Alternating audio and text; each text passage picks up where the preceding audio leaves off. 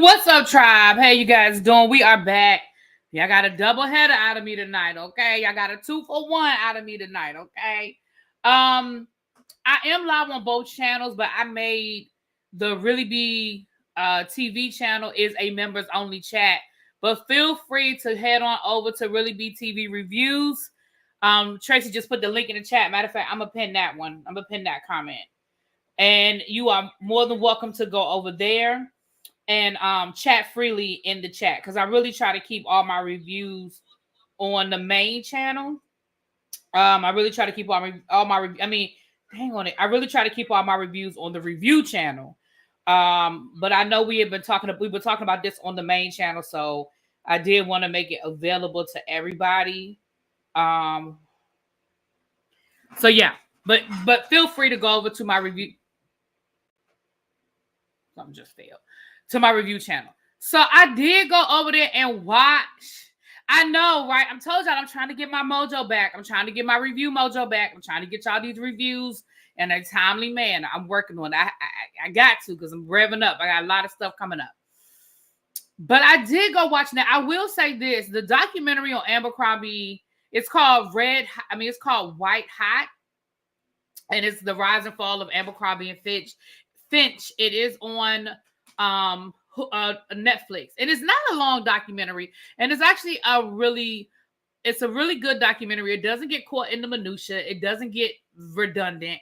You know, some documentaries I feel like they get well, thank you, Chuck. Y'all, I met Chuck in person. He is a handsome man, honey. Chuck is a handsome man. Even though he did get me put out that restaurant, but that's another conversation for another day. I thought it was a really good documentary. Like I said, they didn't get caught up in the minutia. But I will say this, in light of what has happened over the last 2 days, it does not really go too deep into the allegations it doesn't really go too deep into the allegations of what we have seen happen over the last couple of days with the CEO. They talk more about the racism and the discrimination, which is important, you know, and I think maybe a lot of us, I know myself, never really, it's really funny to me how you can live through something and your perspective just be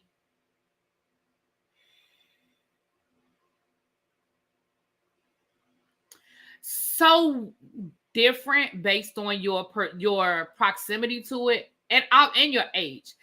Age is the obvious thing. Like, I remember Abercrombie and Fitch. Like I said, I think I had one little t-shirt only because people were wearing Abercrombie and Fitch. I went into the store. I bought one t-shirt, never went back, never had a desire to wear their clothes. They talk about size at one point and how they didn't carry big sizes. I do remember that probably the only thing I even thought I could fit was a t-shirt, which should have been my first clue. And, but again, and I also think proximity, because I never cared to wear Abercrombie. Like, it was never a brand that appealed to me and my aesthetic. Like I said, I think I bought the t-shirt because we were in the mall. There was an Abercrombie, and I was like, let me go ahead and give me a little t-shirt. You know what I mean? It just reminded me that I knew in high school those clothes weren't for us, even to the point I had heard it was for tiny girls. Yeah. But honestly, to be fair, I remember brands like The Limited and Express. They ain't have my sizes either. You know what I mean? Hell, Victoria's Secret didn't even have my bra size. They probably do now, but I remember Victoria's Secret not even having my bra size. And I was like, well, damn, my bra size ain't got nothing to do with me being a fat girl. You know what I mean? They didn't even have my bra size. So, I remember their cheaply made clothes and not heroin chicken emasculated bottles. Lord, did y'all bang that like? But hey, Don boo, hey boo. So let's get into this documentary. Now, so like I said, if you're going into this documentary thinking you're going to get a lot of insight on what has been going on the last couple of days, is not. Now, I see people in the chat saying, I wish they had dug deeper. I'm going to be honest and tell you, I think they will. I can easily see them doing a part 2 to this now. I think there'll be a lot more people willing to talk that maybe weren't willing to talk. Like even when they were talking to the diversity guy, what was his name? I wrote his name down after they got sued. His name was Todd or something. I wrote his name down. It's in my notes somewhere. Even he don't even work for the company anymore, but even he was hesitant to speak on it. You know what I mean? But I think now it goes back to when you have these giants of industry.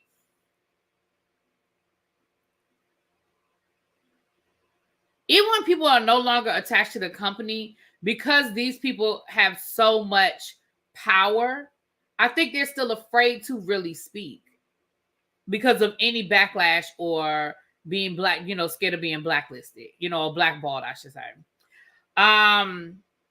So let's talk a little bit about it.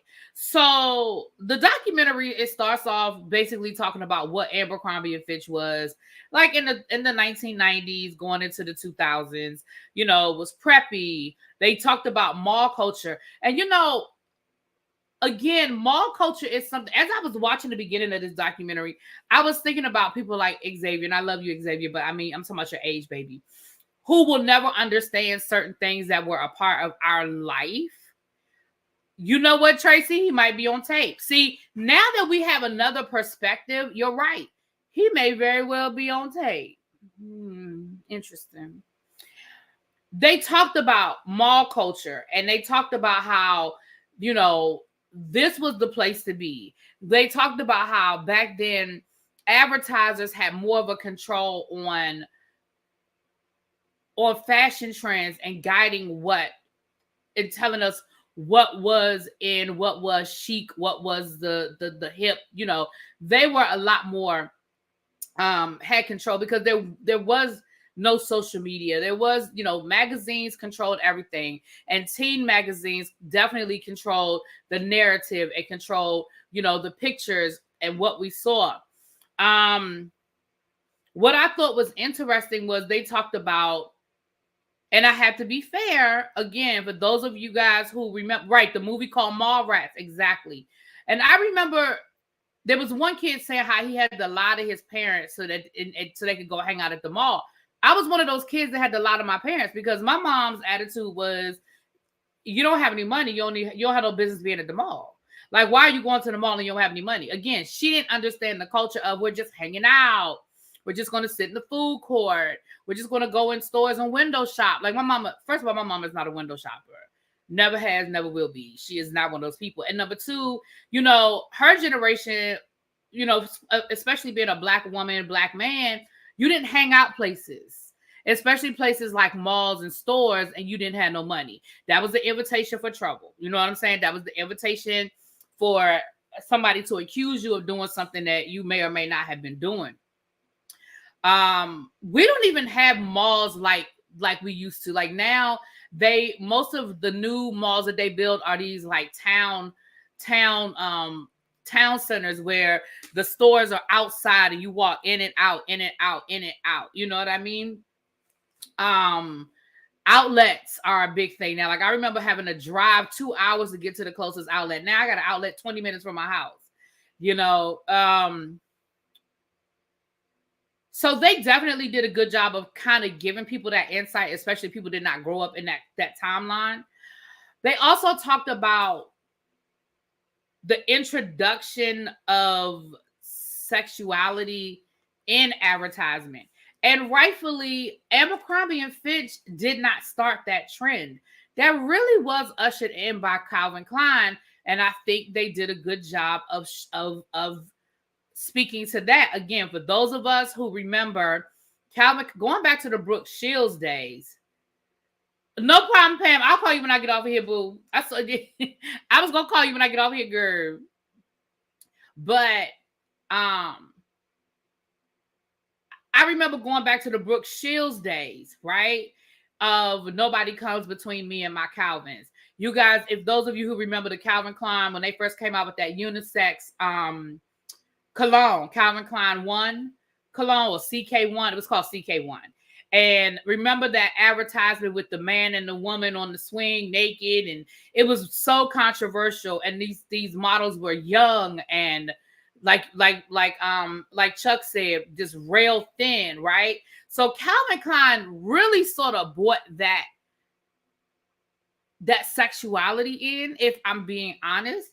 But Abercrombie and Fitch actually, which I never paid attention to because again, they were never advertising to me on a variety of levels. One, they were never advertising to me as a Black girl, at the time, a young girl. They were never advertising to me as a chunky girl because I've been smaller than I am now, but I ain't been skinny, So you weren't advertising to me as somebody that probably needed a large or extra large. You were definitely not advertising to me because, like they talked about in the documentary, basically Abercrombie and Fitch's advertisements were like must-see TV for adolescent gay boys because it definitely catered to that male sexuality, right? The half-naked boys, the naked boys, that, and of course they kept using this all-American. We're going to get to that all-American in a minute, but this all-American idea. They talked about how back then everybody was advertising Abercrombie and Fitch, whether they were being paid to advertise Abercrombie and Fitch, because this is what people were wearing. And again, homoerotic. Yes, Chuck, very homoerotic. I remember when Uggs first came out, right? Well, I could say they first came out. Uggs been around for a long time. But when Hollywood first started wearing Uggs, and I remember, first of all, thinking, and I still think, them Uggs I remember thinking they are the ugliest things. But I remember people like Britney Spears wearing Uggs and shorts. The Jessica Simpsons, the Paris Hiltons, like that whole crowd wearing those. And I remember thinking, those are got to be the ugliest damn shoes. But what did everybody start doing? Everybody started wanting to wear Uggs. And they were wearing Uggs the exact same way they would see Jessica Simpson or Britney Spears wear Uggs, with a mini skirt or with cut-off shorts. Like, so Abercrombie and Fitch absolutely became one of those brands that these actors and actresses were advertising, and they weren't even being paid to advertise for, right? So I think they did a good job of that. Then they talked about the culture of the store of Abercrombie and Fitch, right? And again, as they were talking, I remember these things. They were saying how the store would have these brown shutters in front of the windows, which forced you to go into the store because there was no window shopping. There was no, let me see what's new at Abercrombie because I could see it in the window. No. You had to actually go in the store and see what the hell was going on at Abercrombie. They talked about the cologne, the smell. They had this signature cologne and they would spray it everywhere. They probably had those electronic things that was, like we all have, like humidifiers type that we all have in our houses now for the most part. But back then, those stores, and they would spritz it out. And so it was this smell that was a signature smell of Abercrombie, right? And then they talked about the music. They would play that pulsating house music, and they would play it loud. So one, that did not lend for parents. Parents wasn't going to sit in there. Parents were probably not going to walk in there at all, but they certainly weren't going to stay, right? So it did created an atmosphere, right? And which we know with franchises, they all are supposed to look the same.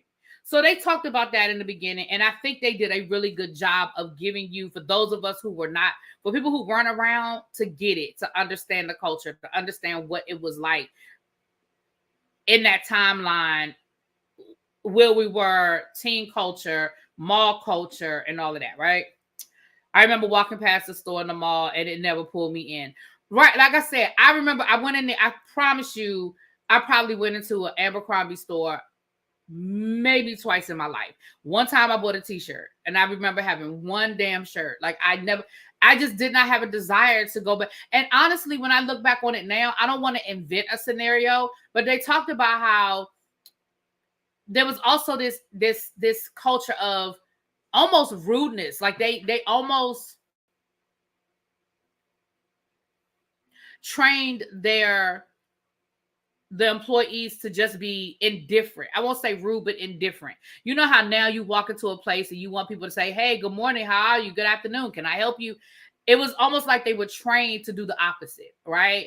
We don't want you to come in here and feel welcome. And it's weird. It's almost like they wanted to create that environment of the more we act like we don't want you here, the more you want to be here. It was really weird, right? But it worked. It definitely created that environment and an atmosphere because it was the place where the preps got their clothes, right? I definitely had more things from the Gap than Abercrombie, but I was never real big on the Gap either. Like I had a couple of outfits from I remember at one point in time, the sweatsuits from the Gap, I forgot what they were called, but they had these sweatsuits at the Gap that were real big at one time, and I probably had a couple of those. You've been in there a couple of times. A couple of your favorite jeans came from there. Yeah, and that's what I'm saying. And let me say this. I don't want... If people liked Abercrombie, it's nothing wrong with that. Like, again, we're going to talk about that as we get into the documentary about people who work there. Who's the one black girl, her mom was like, girl, I don't even know why you like that store. You know, but her mother saw things that we just didn't see, you know?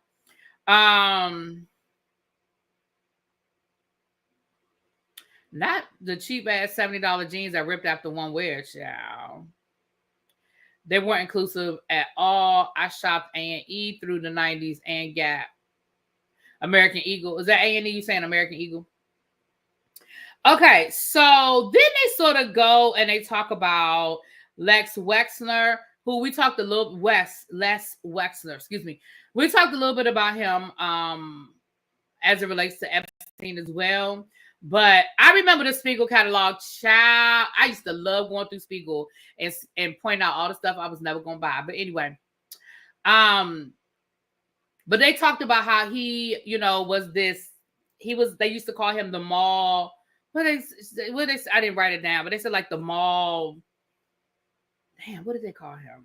Anyway, like royalty though. Like he was, you know, over brands like The Limited, Victoria's Secret, Express, Lerner, like all of those were his stores. And they talked about how he sort of revolutionized mall culture with his stores. And Abercrombie and Fitch was one of them. They said that he specialized in either buying a brand that was struggling and revamping it, or buying a brand and exploiting what it was doing right. And so Abercrombie was one of the stores that was failing, and he wanted to revamp it, right? So they sort of went through the history of Abercrombie. Abercrombie, again, goes back to 1892, which we talked about earlier. But originally, Abercrombie was more of a high-end sport, a place where like people going on safari got their equipment and got their clothing. They talked about they had people like Theodore Roosevelt shop there when he was going on his safaris and going on his adventures, and Ernest Hemingway, and, you know, people who did those elite sports like, you know, hunting and, you know, skiing and hiking and, you know, that kind of thing. And so they said that, you know, it was an up and down road, but at the time that he bought it, it was failing. So first they tried to revamp it as a high-end sports, like a high-end sports authority, didn't do so well. And then that's when they sort of brought in Mike Jeffries, who had a vision, and that's where he brought in that prep, you know, that prep mentality, almost as if they went from making clothes for the rich white man going on safari to his, you know, his privileged kids. What would they be wearing? You know, the khaki pants that you roll up at the cuff, and the Docksider shoes, and the t-shirts, and the collared shirts with the sweatshirts over top, like that whole Brat Pack, you know, starter kit kind of thing. And they appealed to that, and that's where they thrived, right? They were able to create that vision of, this is our customer, right? This is our customer. This is who we want here at our store. These, you know, this is what we want to see our customers wearing. They appeal to the frat boy, right? They appeal to the princess, the prom queen, prom king from the rich side of town, right? They said they brought in Bruce Weber, who we know Bruce Weber is a part of these lawsuits. Now, Bruce Weber did actually get sued. They talk about that in the documentary. He was able to settle those lawsuits, but it looks like he caught up in these new rounds of lawsuits. Now he's caught up in that. But and Bruce Weber, who that's where he brought in that sexuality. With the half naked boys and the wash, the wash tub abs. I said wash tub. Y'all know what I'm saying. Washboard abs and, quote unquote, that all American look, right? Blonde hair, blue eyed, girls, long blonde hair, and those basic American looks, right? And when I say American, I'm not saying what I believe. I'm talking about the documentary. Please don't nobody yell at me. That ain't what America. We talking about the documentary. We're not talking about Really Big, okay?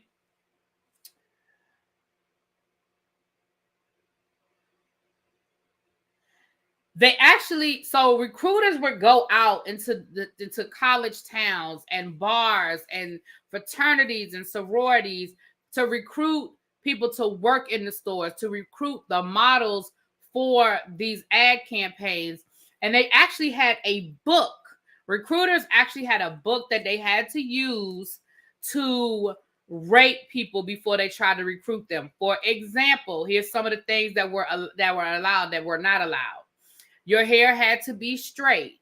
Your hair had to be, when they say natural, they don't mean our kind of natural, okay? They mean white people natural, okay? They said dreadlocks were unacceptable, whether they were on a man or a woman. So that automatically lets you know right there that they was being racist. They was being racist, okay? Because when they said natural, they didn't mean us natural. They didn't mean kinky curly natural, okay? They meant perm, straight hair natural. And black people, you couldn't have your dreads or your braids. That was an automatic, absolutely not. You wouldn't even get recruited. If you went in for an interview, you would never get the job.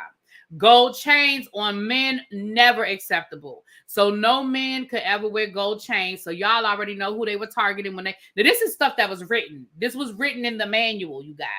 So we already know who they were targeting when they said no gold chains. And the women could wear like one simple chain, a silver chain, or a gold chain, but they could not wear multiple chains or excessive jewelry either. So again, we know who they targeting when they put these things in there, okay? It didn't say no black people, but it said no dreadlocks. Okay.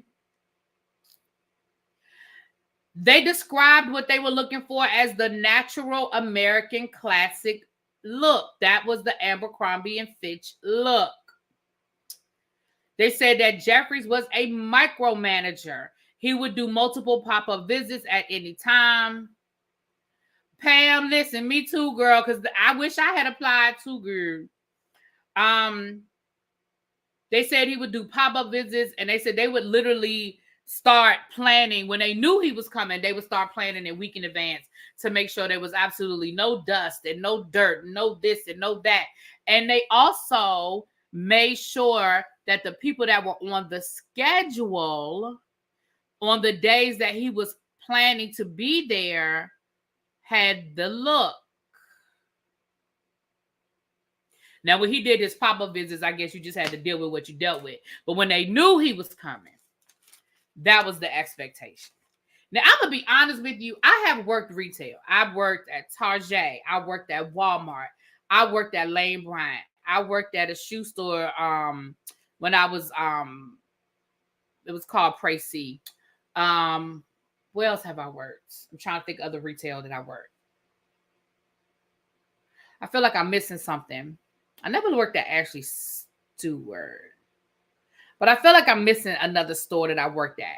But can I tell you, I have never seen my CEO. Now, I've seen the regional directors. I've seen like you know how like they have the area directors or managers or whatever. But I never saw the CEO. Never saw the CEO. But they said Mike Jeffries was a micromanager. He was always there. They said at the height, as Abercrombie was becoming more and more of a popular brand, they built an actual campus. And there was a whole culture of Abercrombie, right? They had, because they hired a lot of young folk, and they said they would, they spent a lot of time together because they did work around the clock, but a lot of them worked at this campus now. Abercrombie is out of Ohio, so their campus was in Ohio. And yeah, they worked a lot of hours, but they also partied together. And it was fun. It was like a fun time. They would go out after work and they would have drinks and stuff. And they said it was a really, really fun place to work. The people who worked on the campus, like in that environment, they said it was a really, really fun place to work. Hold on, I'm just trying to go through my notes.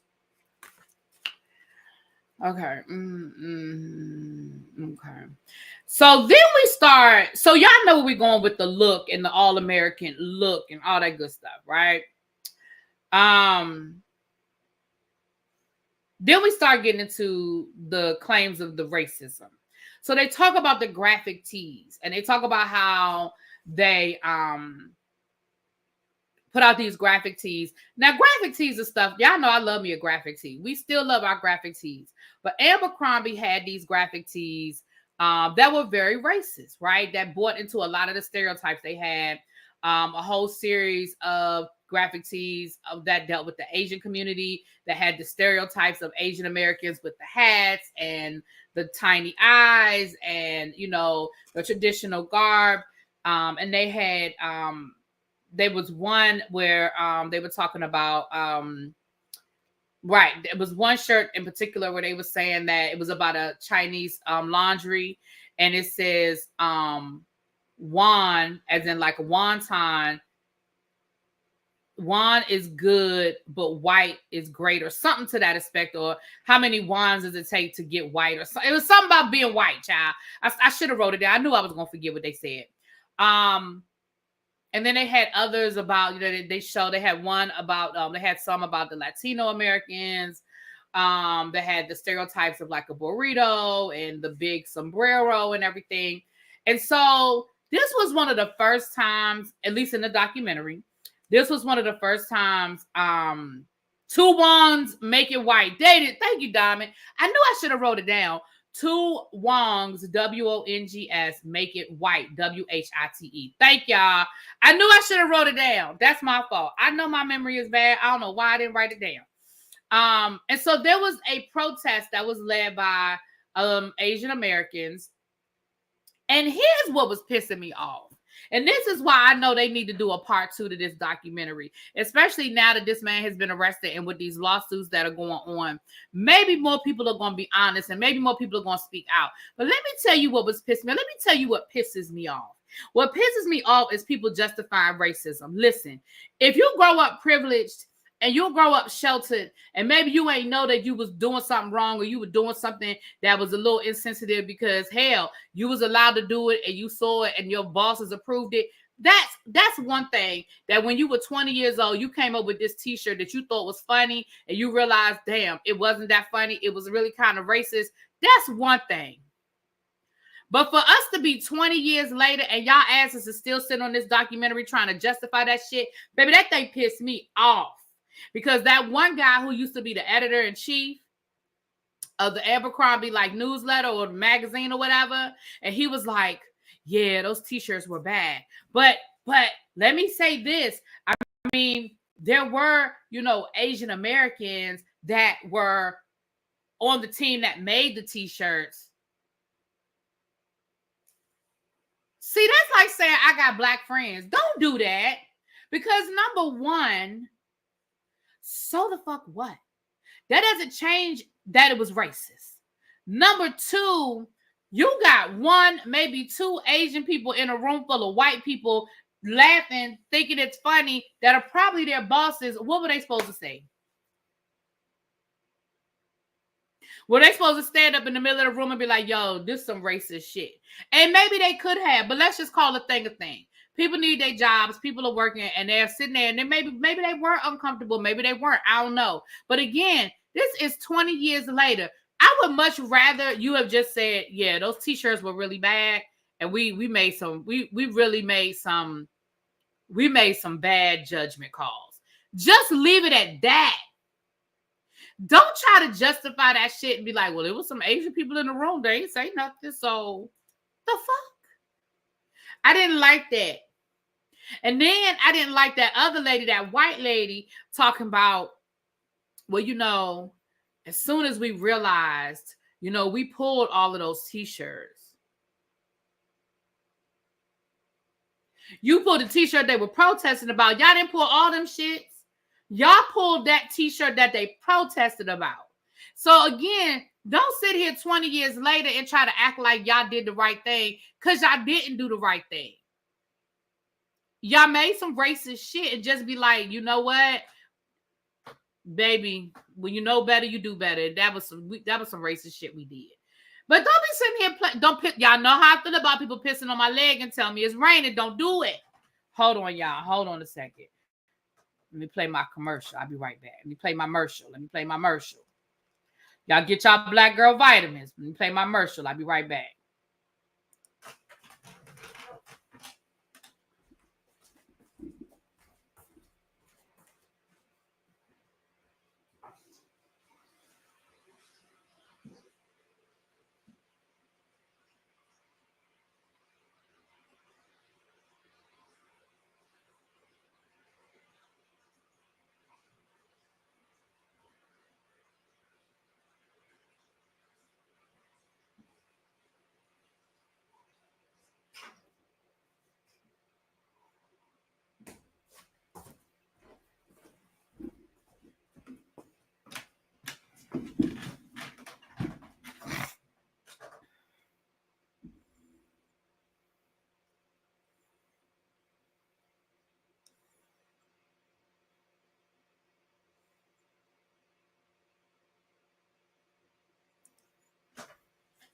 All right, sorry about that. So yeah, I ain't like that. And it was like 2 or 3 of the women. I mean, 2 or 3 of the people in the documentary. I don't feel like I heard anybody say, yeah, we screwed that up.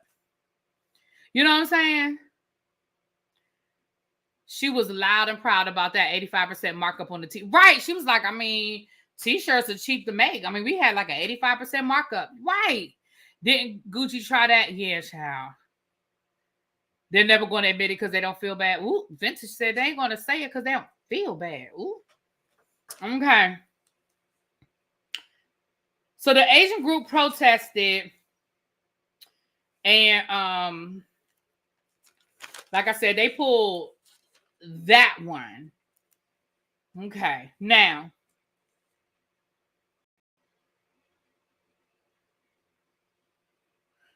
so then they started talking about people working in the stores. And they were talking about when you apply for a job at Abercrombie, first of all, they would take pictures of the people that came in for interviews, which y'all should have known right there when they was taking y'all picture. But again, we're talking about teenagers, young adults, probably in high school and college, doing their little job. You know what I'm saying? But that should have been your first clue when you sitting there talking about some damn, you taking your picture. Then they would rank, they had like a rubric where they would rank their staff, right? They would rank the people coming in there to apply for jobs.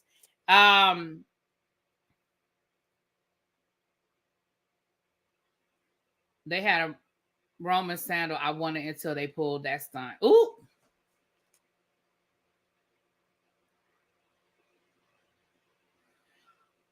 So, damn, I can't read my own handwriting. Black staff. Oh, so there was a young lady there who was working there, and she was saying how she wasn't really getting a lot of hours. So she went to her manager and was like, hey, can I get some more hours? And her manager was like, yeah, no, don't really. She said they would always have her closing where basically, y'all, if anybody who has ever worked retail, you guys know that if you close, you're cleaning.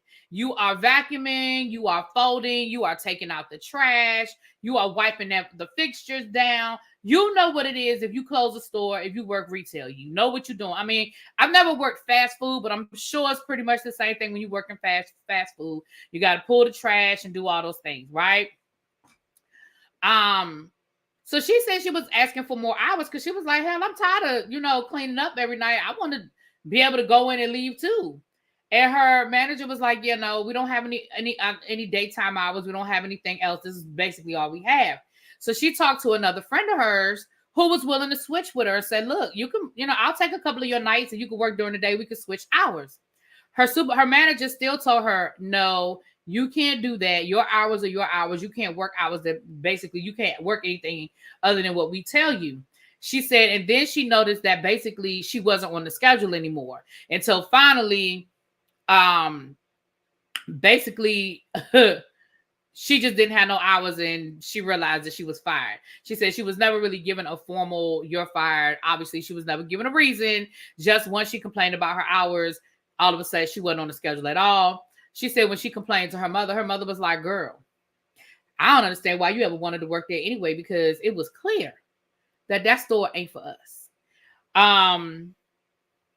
There was another incident where there was a store that was in a big Asian and Native American community. So, of course, the majority of the employees were Asian or Native American. Well, the regional manager had come through and did a little visit or whatever. And after I think they said it was called a blitz. And so like during the holidays, once the holidays were over, they were told, if you don't have a paycheck, that means that you're fired. Now that part I ain't understand, because my thing is I should still have a paycheck. Now, if you firing me and you saying that I'm no longer working here, then that's fine. Okay, you fired me, but why I don't have a paycheck? But essentially what they realized is that all of the Asian Americans that worked at that store were fired. And here's the thing about Abercrombie that was so, like Pam was saying earlier, this was an attorney's dream, because they were blatant about their shit. Like, they ain't lie. They ain't make up no excuses. They were blatant about their shit. They were like, yeah, it was too many Asian Americans working here. I'm sorry, what?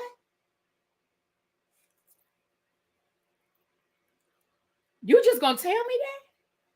You fired all of us because it was just too many Asians working here? They realized that a lot of the people of color were working in the stock room. They wouldn't let them work on the floor. Then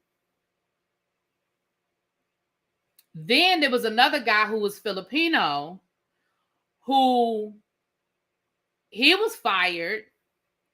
And that's what he was told. He was like, oh, well, we got enough Filipinos working here. And he was like, well, first of all, that's racist. And second of all, I never told y'all I was Filipino. So you're making an assumption that I'm Filipino. I don't even understand. Like, and not that I have to justify that anyway. So there was a class action lawsuit where, some people sued. A lot of the people that I talked about, they were all a part of the lawsuit. And Abercrombie settled it really quickly. They paid a $50 million settlement. Plus, they paid the legal fees for the defendants. For the people that sued them, they paid their legal fee. I mean, for the not the defendants, the plaintiffs. They paid their legal fees. Also, they agreed to a consent decree where they put a chief diversity officer in place. But they said there was really no meat in the settlement as far as benchmarks and goals of, okay, we're going to put this person in place and you have to hire this many minorities and you have to do this and you have to do that. There really was no teeth in the consent decree, nor were there any penalties if they did not meet the benchmarks. They did put a chief diversity officer in place by the name of Todd Corley. Now, Todd, I don't know you, Todd. I don't know you. I don't know nothing about you. So this is not a judgment on you as a person, because I don't know you as a person. But Todd, I am side-eyeing you. Okay, Todd? Hey, Todd, I am side-eyeing you, Todd. And let me tell you why I'm side-eyeing you.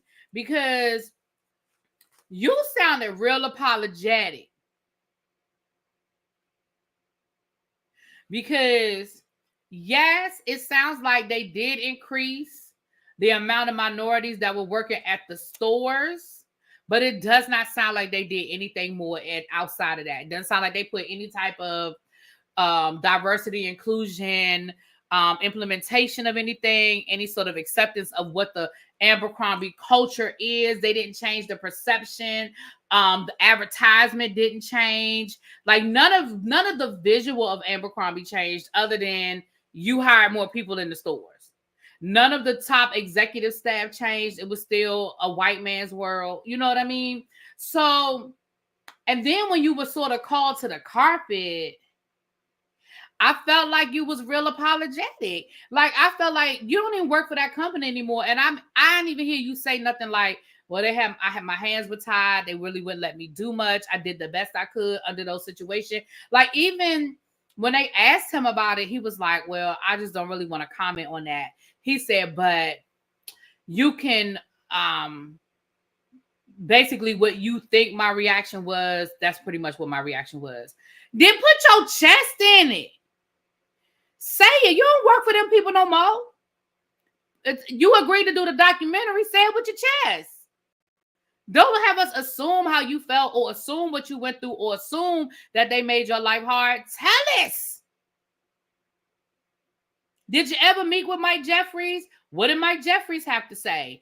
Did you talk? Did you go on any photo shoots? Did you change the recruiting policies for how they recruited people for these models? Although now in hindsight, after we found out what was going on allegedly with some of these models, I'm good. He probably did sign an NDA. Then don't agree to do the damn documentary. There's a lot of people that didn't do the documentary. Right. So he may have signed an NDA, shit, or maybe he was down for the get down. All skin folk ain't kinfolk. And I don't know you, Todd, so I'm not saying that about you because I don't know you. So I'm not saying that I ain't saying you was or you wasn't. And basically, they just rolled out the consent decree. And when the consent decree was over, nothing had really changed.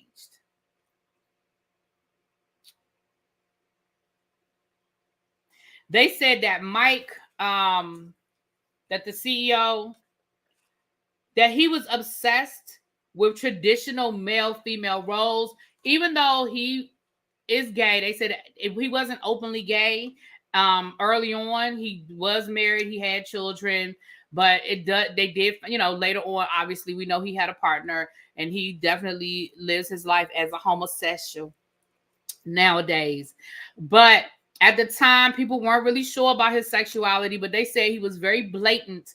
Like, for example, he would use the DIKE word very often when describing women that he did not feel like fit that all-American female look. They said there was one time when he was, on their campus in Ohio, they had a mock store where they would put like whatever the new merchandising was, and if they wanted to change the store around, they would play around with it there. And they said that one time he was in the mock store and there was a pair of corduroys in the woman's side. And he was like, they said he took them corduroys out and he was like, who the fuck are we making these for? And he says, for some DIKEs. They said another time there was a woman who, wasn't, again, that American ideal. And he blatantly was like, she looked like a whole. So they say he was very clear about traditional, what a woman should look like, what a woman should wear, how a woman should carry herself versus a man, and very clear on the male-female roles and expectations, okay? And again, he talked like this in front of everybody. He didn't try to hide it. He didn't try to pretend. I mean, I'm not giving anybody kudos for being a racist asshole, but damn.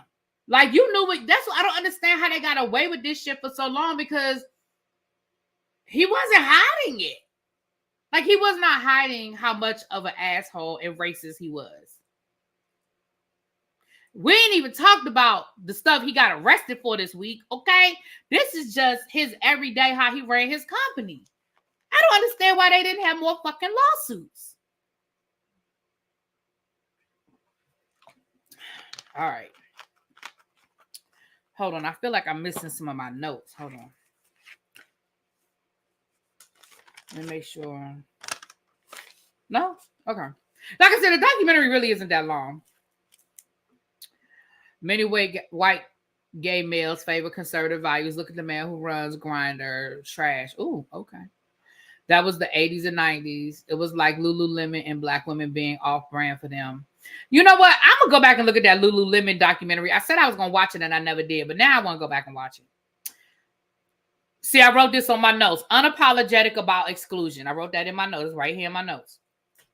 Then there was an issue with plus sizes. So there was a guy who really does the use of the phrase all-American remind you of a person from World War II wanting a nation of blue-eyed blondes. Okay.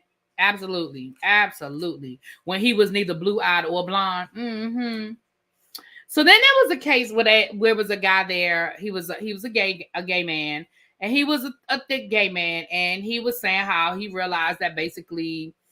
Let me rewind a little bit. So there was an article written that originally was supposed to be in the New Yorker, and Mike Jeffries, because he can't hide how much of a racist he was, they gave this writer access to him, to do a full-on, supposed to be a positive piece, but a full-on, they invited him to come to the campus in Ohio, and he was able to walk around with Mike and hear Mike, am I calling that man by the right name? Jeffries, talk about all the stuff and the things or whatever. But I'm sure they realized once this writer got back to New York and was getting ready to write this story, they realized, shit, like he said some stuff that could be problematic. We might need to revisit that. So they basically pulled their support of the story. And once Abercrombie pulled their support of the story, the New Yorker was like, well, we're not going to run it, because we would have to take so much out. It's not worth it. So the writer was able to get the article published in Salon magazine. But really nobody paid attention to it. I mean, he put all of the things that the man said about, the homophobic slurs and the all-American look and, a lot of things he said that he was unapologetic for. And he talked about how they don't make their clothes, like they make their clothes for basically rich white people, right? So, and he talked about how they don't make their clothes for fat people. We don't do that. We don't make plus sizes. We don't make extra large. We don't do that. So this guy said he found that article. By this time, the article was like 4 years old, and it really didn't make a blip. But he found the article with all these quotes from Jeffries talking about what the Abercrombie brand is and who it's not for, and who they don't cater to. And so he started a protest, right? For them to start adding plus sizes to their stores so that people like him will be able to shop at Abercrombie. Now, again, why would he said, now in hindsight, why did I want to shop there? But again, in the moment, it was like, no, I'm going to make you include everybody. What up, Lexi? No, I'm going to make you include everybody, right? So he was able to make enough waves that they invited him to Ohio to the campus. And that's where he met with Todd, the diversity and inclusion specialist. And he said that basically he walked into the room and it was all white people and one black person. And the only black person in the room was the diversity and inclusion guy. He was like, so it was obvious why he was black, but pretty much nobody else in the room was a person of color. And he said the CEO never came to talk to him. And he said he just pulled out, he said he bought the whole box of, petitions with him. And he was like, I was real dramatic and I slammed the petitions down on the table and basically let them know these are all your consumers and this is all the money that you're leaving on the table. These are all the people. Child Jeffries. I don't remember that first man. Mike Jeffries. I know his last name Jeffries.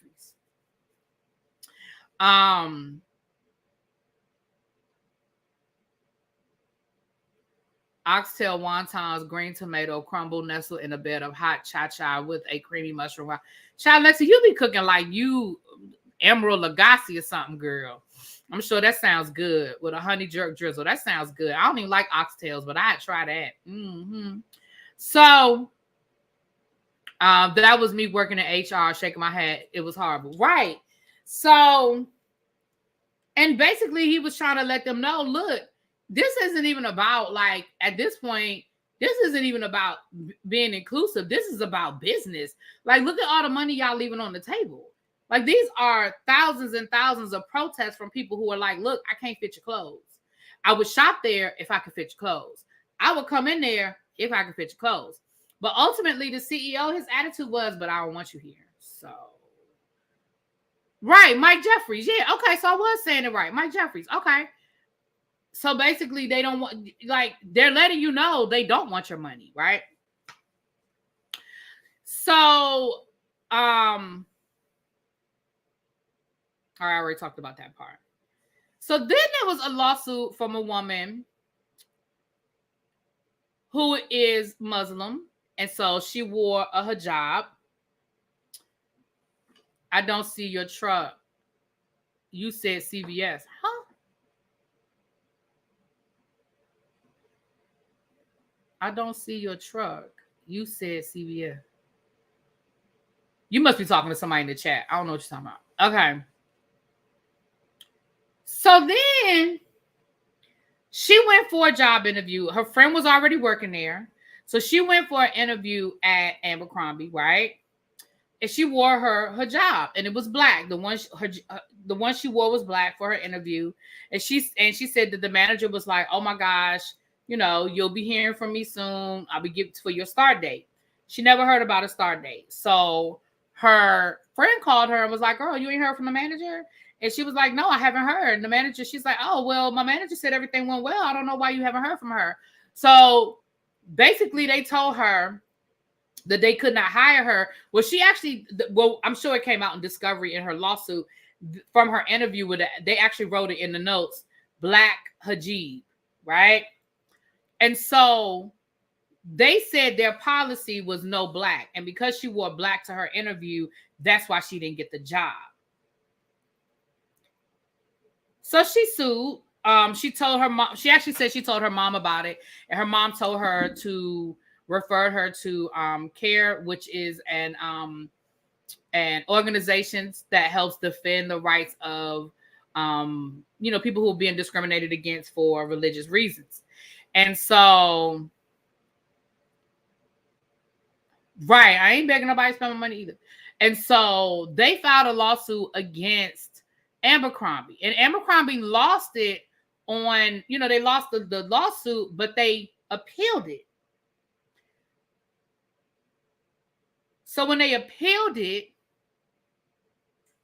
y'all want to know why they said they appealed? Y'all want to know what their grounds were for appealing the lawsuit for this lady who was Muslim and why they were saying she could not wear her hijab?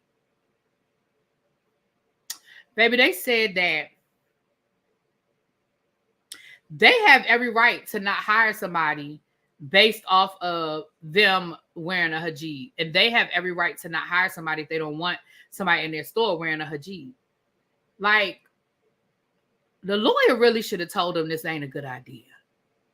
Then they, in their court documents, they compared her wearing her hijab to work on the same level as somebody wearing a baseball cap.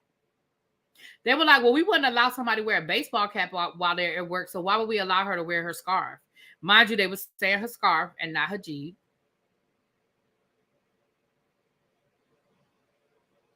Baby, why did that case go all the way to the Supreme Court? The Supreme Court. Abercrombie they fought that lawsuit all the way to the Supreme Court about this girl not being able to wear her hijab to work. All the way to this is case law. When you go to law school, this is a case law that you will study. It went all the way to the Supreme Court. Right, they fought hard to be racist. Now, here's what's going to get you.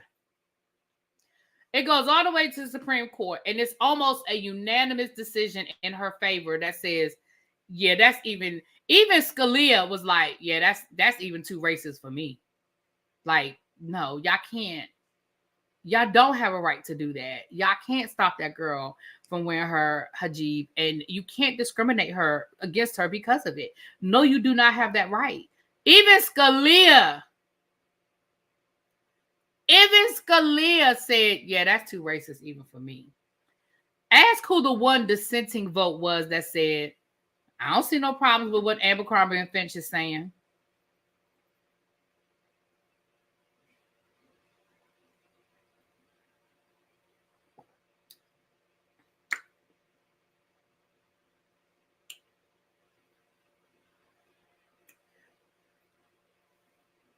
That goddamn Clarence Thomas. The one dissenting vote was Clarence fucking Thomas.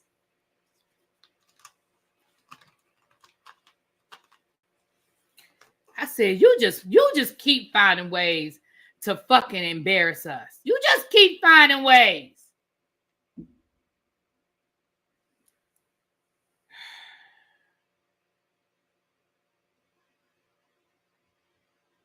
Just keep finding ways. Anyway. So that went all the way to the Supreme Court. Then the stakeholders, because by this time the stock is dropping, people aren't really shopping at Abercrombie anymore. Word has sort of gotten out. Nobody really wants to wear their clothes anymore. And they're not making as much money. But Mike Jeffries is still paying himself like $40 million a year as the CEO. So now the stockholders are having a problem, and the stockholders actually ended up suing him. Basically, like, explain to me why you still paying yourself like when we was making money like that. Like, why are you still paying yourself when the money was good? The money ain't what it was, so we're gonna need you to back up off of that, bruh. We're gonna need you to back up off of that, bruh.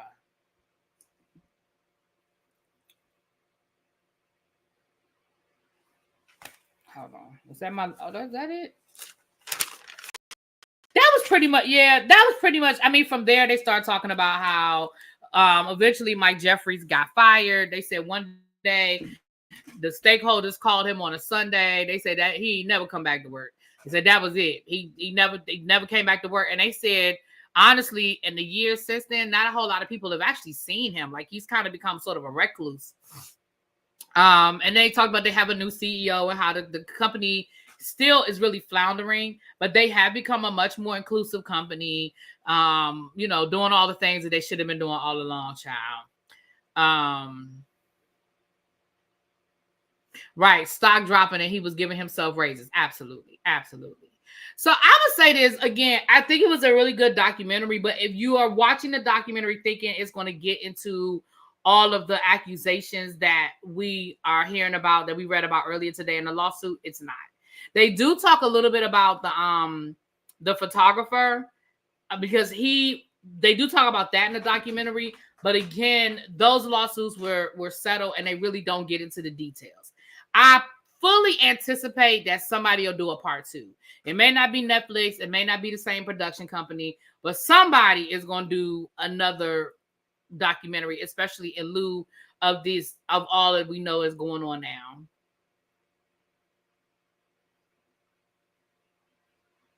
Right, $27 million severance pay for putting the company in child. But he said he owned like 10% in stock. I would be interested to find out when he sold his stock, though. I would love to know when he sold his stock. Mm-hmm.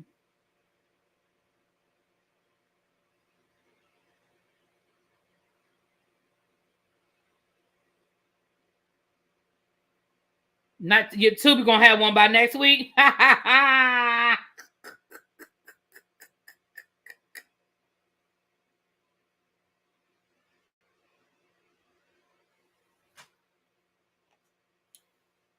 So anyway, y'all, let me get ready to get out of here. But I did tell y'all, but I had to go right over there and watch it. I will keep you guys updated on the latest. Now, I will say I need to go check out a video, and I may need to add some 2 cents to it.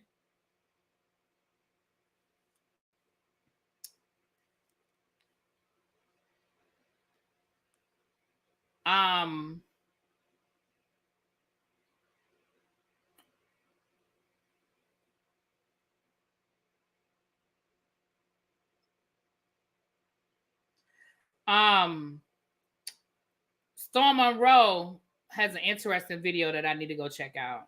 I'll probably watch that a little bit later on. But anyway,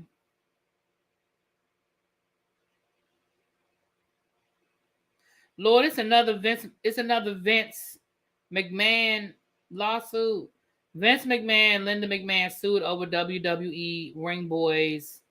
Child, I have to read about that one later. I ain't got it in me tonight.